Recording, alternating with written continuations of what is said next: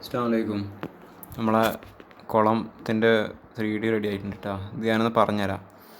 അപ്പോൾ ഇതെങ്ങനെയാണെന്ന് വെച്ചാൽ, ഇത് കിണറാണ്. കിണറിൽ നിന്ന് വെള്ളം ഇതുവഴി പോവും. ഇതാണ് വാട്ടർ ലെവൽ വരുന്നത്. അപ്പോൾ ഇവിടെ രണ്ട് പൈപ്പ് വരും. ഞാൻ പൈപ്പ് വരച്ചിട്ടില്ല. പൈപ്പ് വന്നിട്ട് ഇത്രയും സ്പേസിലാണ് വെള്ളം നിൽക്കുക. ടോട്ടൽ ഇത്ര സ്പേസിൽ വെള്ളം നിൽക്കും. അതിൽ ഫസ്റ്റ് സെഷൻ കുട്ടികളുടെ സെഷനാണ്. അതിലേക്ക് ഇവിടെ അങ്ങനെ സ്റ്റെപ്പ് ഉണ്ട്. കുട്ടികളങ്ങനെ ഇത് കുട്ടികളുടെ സെഷനാണ്, ഇത് വലിയൊരു സെഷനാണ്. കുട്ടികളുടെ സെഷന് ആഴം കുറവാണ്, വലിയൊരു സെഷന് ആഴം കൂടുതലുണ്ട്. കുട്ടികൾ ഇതിൽ കൂടെ ഈ വഴി കൂടെ വന്നിട്ട് ഈ സ്റ്റെപ്പ് ഇറങ്ങിയിട്ട് ഇവിടെ ഒരു ഓപ്പണിംഗ് ഉണ്ട് കണ്ടോ. ഈ ഓപ്പണിംഗ് വഴി സ്റ്റെപ്പ് ഇറങ്ങിയിട്ട് നേരെ ഇവിടെ വന്നിട്ട് ഈ സ്റ്റെപ്പിലൂടെ ഇറങ്ങിയിട്ട് ഇവിടെ കളിക്കും. ഇവിടുന്ന് ഇങ്ങോട്ട് നീന്താം, ഇവിടുന്ന് ഇങ്ങോട്ട് നീന്താം. അപ്പോൾ സ്റ്റെപ്പ് ഇറങ്ങി പോകാൻ പറ്റും. അപ്പോൾ ഇതിലെ വാട്ടർ ലെവൽ കുറയാണെന്നുണ്ടെങ്കിലും ഈ സ്റ്റെപ്പ് ഇറങ്ങിയിട്ട് കുട്ടികൾക്ക് കളിക്കാൻ പറ്റും. ഇനി വലിയൊരു കേസാണെന്നുണ്ടെങ്കിൽ രണ്ട് വഴിയുണ്ട്. ഒന്നിങ്ങനെ വന്നിട്ട് ഇതിൽ കൂടെ ഒന്ന് ഇറങ്ങി പോരാ, എന്നിട്ട് ഈ സ്പേസ് മുഴുവൻ അവർക്ക് നടക്കാൻ പറ്റും. ഇതൊക്കെ നടക്കാം. ഇനിയിപ്പോൾ ഇറങ്ങി പോകണമെന്നുണ്ടെങ്കിൽ ഇതുവഴി ഇറങ്ങി പോവാം. വെള്ളം കുറവാകുന്ന ടൈമിൽ ക്ലീനിങ്ങിനോ എന്തിനെങ്കിലുമൊക്കെ വേണ്ടിയിട്ട് ഇറങ്ങുകയാണെങ്കിൽ ഈ സ്റ്റെപ്പ് ഉപയോഗിക്കുക. എന്നിട്ട്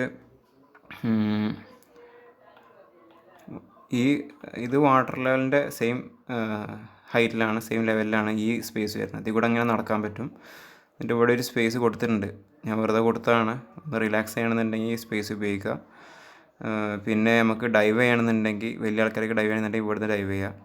ഇവിടുന്ന് ഡൈവ് ചെയ്യാൻ പറ്റില്ല. ഇവിടുന്ന് ഡൈവ് ചെയ്താൽ ഇത്ര ഏരിയ നമുക്ക് റീച്ച് കിട്ടും, സുഖമായിട്ട് നീന്താൻ പറ്റും. അപ്പോൾ അങ്ങനെ ഒന്ന് ഇതിലേക്ക് ഓപ്പണിംഗ് ഇല്ല. ഇതുവഴി തന്നെ ഇറങ്ങിയിട്ട് നീന്തിയിട്ട് ഇതുവഴി തന്നെ വരണം. ഈ ഭാഗത്തേക്കൊക്കെ ഒരു പ്ലാന്റ് വെച്ചിട്ടുണ്ട്. ഇനി നമ്മളെപ്പോഴും ഇത് ലോക്കാക്കിയിടും.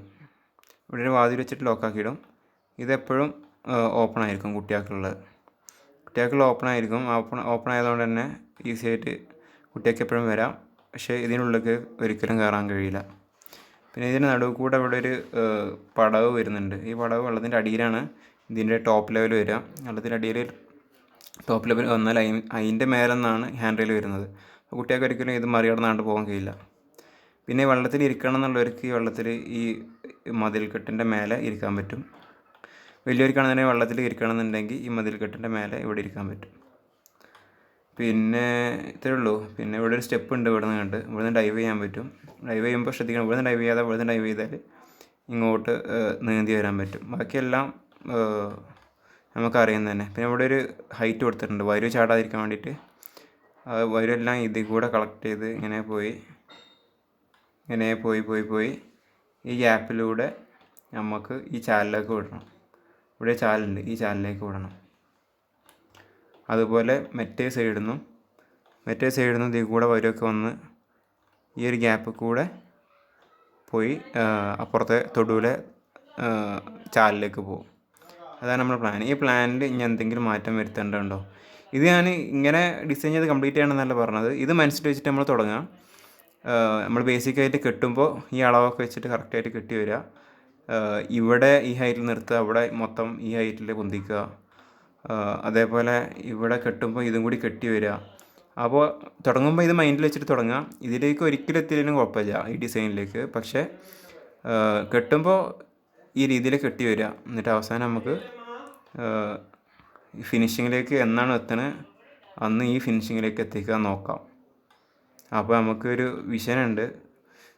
ആ വിഷൻ വെച്ചിട്ട് കറക്റ്റായിട്ട് ഇതിലേക്ക് എത്താൻ നോക്കാം. ഇനിയിപ്പോൾ ഒരു കൺഫ്യൂഷൻ ഉള്ളത്, ഇവിടെ ഒരു ഡോർ വെച്ചാൽ വലിയ ആൾക്കാർക്ക് ഇതിൽ കൂടെ കയറാൻ പറ്റും. അപ്പോൾ 2 ഡോറായി. അപ്പോൾ ഈ ഡോർ വേണ്ട, ഒരു ഡോർ മതി. അങ്ങനെയുള്ള അഭിപ്രായങ്ങളൊക്കെ ഉണ്ടെങ്കിൽ പറയണം.